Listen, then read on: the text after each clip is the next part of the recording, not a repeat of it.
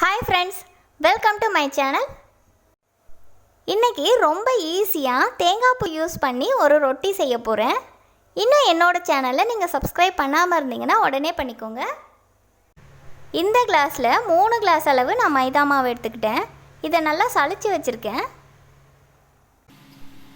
பாதி தேங்காவை திருகி வச்சுருக்கேன். அதை இதோடு சேர்த்துக்கிறேன். பெரிய தேங்காவாக இருந்தால் பாதி போதும், சின்னதாக இருந்தால் ஃபுல்லாக திருகி போட்டுக்கோங்க.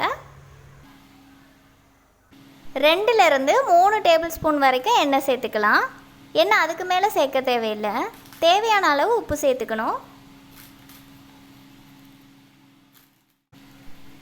இது எல்லாத்தையும் நல்லா மிக்ஸ் பண்ணிக்கணும்.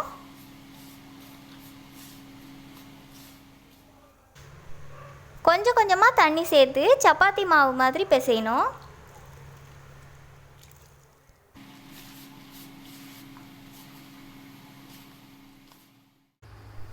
மாவு பிசைஞ்சாச்சு, பாருங்கள் எவ்வளோ சாஃப்டாக இருக்குது.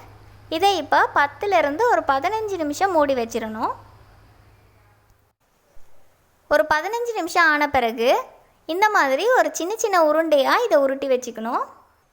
இந்த மாதிரி உங்கள்கிட்ட சப்பாத்தி மேக்கர் இருந்தால் இது யூஸ் பண்ணிக்கலாம். அப்படி இல்லைன்னா சப்பாத்தி பலகை யூஸ் பண்ணிக்கோங்க. மாவில் கொஞ்சமாக எண்ணெய் அப்ளை பண்ணிக்கிறேன். இப்போ இதை ப்ரெஸ் பண்ண போகிறேன். சப்பாத்தி பலகையில் செய்கிறதா இருந்தால் எண்ணெய் அப்ளை பண்ணக்கூடாது. கொஞ்சமாக மாவு டஸ்ட் பண்ணிவிட்டு அதுக்கப்புறமா உருட்டணும்.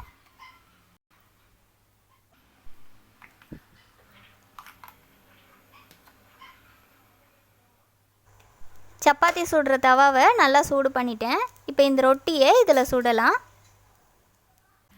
2 பக்கமும் திருப்பி போட்டு நல்லா வேக விடணும்.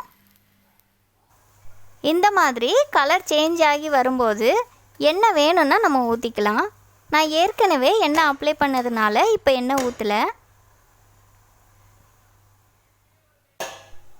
2 பக்கமும் நல்லா குக் ஆகிடுச்சு. இப்போ இதை எடுத்துடலாம். இதுக்கு நான் காரமாக தேங்காய் சட்னி அரைச்சிருக்கேன். இதோட வீடியோ நான் ஏற்கனவே அப்லோட் பண்ணிட்டேன். அதோட லிங்க்கை டிஸ்கிரிப்ஷன் பாக்ஸில் தரேன், பார்த்துக்கோங்க. நீங்களும் இதை உங்கள் வீட்டில் ட்ரை பண்ணி பாருங்கள். இந்த வீடியோ உங்களுக்கு பிடிச்சிருந்தால் லைக் பண்ணுங்கள், ஷேர் பண்ணுங்கள், கமெண்ட்ஸ் பண்ணுங்கள். மறக்காமல் என்னோடய சேனலுக்கு சப்ஸ்கிரைப் பண்ணுங்கள். தேங்க்யூ.